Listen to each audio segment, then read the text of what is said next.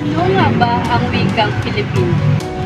Ayon kay Glasser, ang wika ay magsistemang walampas sa mga sinasalitang tunog na pinili at sinaayos sa paraang arbitraryo na ginagamit sa pakikipagkomunikasyon ng mga tao kabilang sa isang kultura.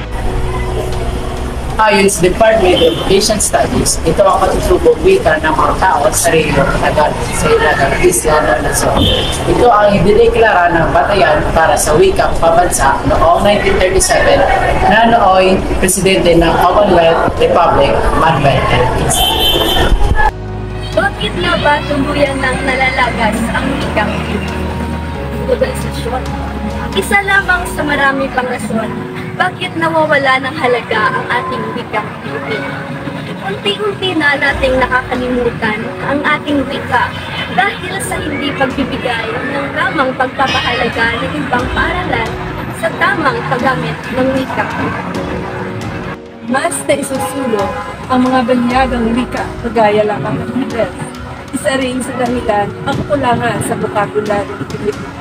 Dahil tayo ay nasa modernong panahon na kung saan tayo ay nauugna ng teknolohiya na mas marami sa ating Pilipino ang kasabay sa uso. Bakit nga ba mahalaga ang wikang Filipino sa ating pagkatao? Ang ating wika ay kaluluwa ng ating bansa at salamin nito.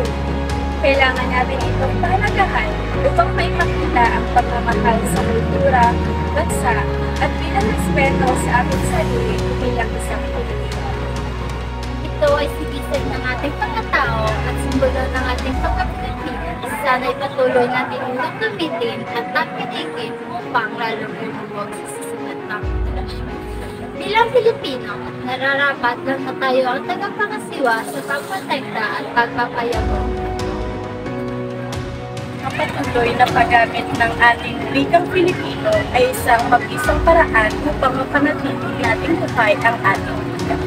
Ang wikang ating pinagistan, ang wikang pinagyayabang ng ating panganib.